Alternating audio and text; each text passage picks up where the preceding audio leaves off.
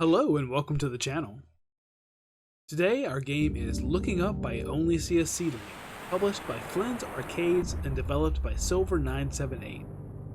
This game centers around something almost everyone has dealt with: being stressed and overwhelmed.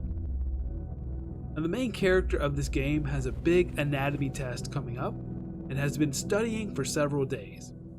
After what starts as a normal day, suddenly, she sees a boy popping up around her home. Who is this person? Where did he come from? Has that door to the ceiling always been there? It takes place inside the main character's home. The home is comprised of about 4 rooms, a hallway, and an attic to explore.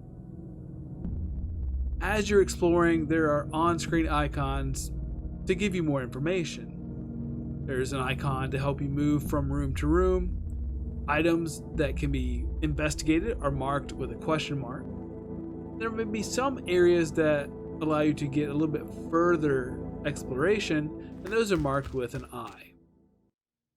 Now, one of the things that I dislike about point and click games in general is the need to move the cursor over everything to see what you can interact with. I really appreciate in Looking Up by Only See a Ceiling that everything I can interact with is already marked. So it's just a matter of clicking on the icon. Now, there are plenty of things to check out in this small space, but even with that, the experience doesn't last very long. I completed the story in about a half hour, and that was looking at everything. I clicked on every single icon to get as much information as I could. A lot of the points of interest seem to be superficial, so duration of the game is a bit padded.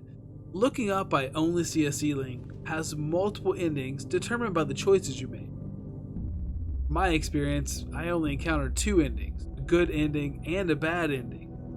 And those are determined by a single item found in the house. If you found it, you got the good ending.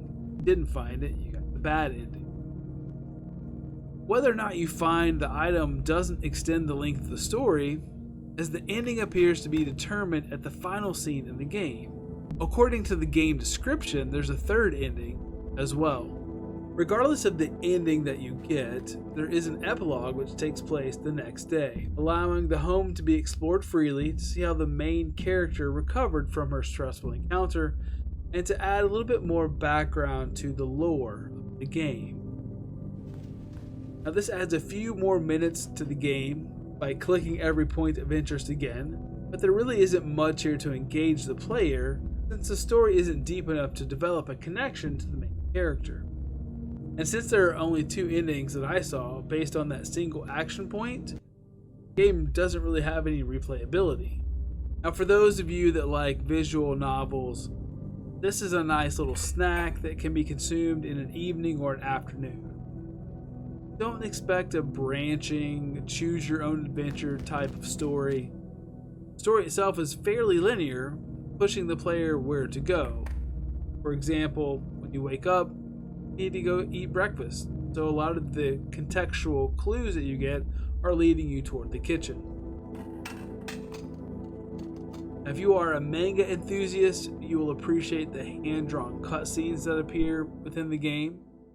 And Silver 978 has crafted some really nice tunes that fit with the overall atmosphere of the game. Looking Up by Only See a Ceiling is available on Steam and the Nintendo eShop. Thank you for watching.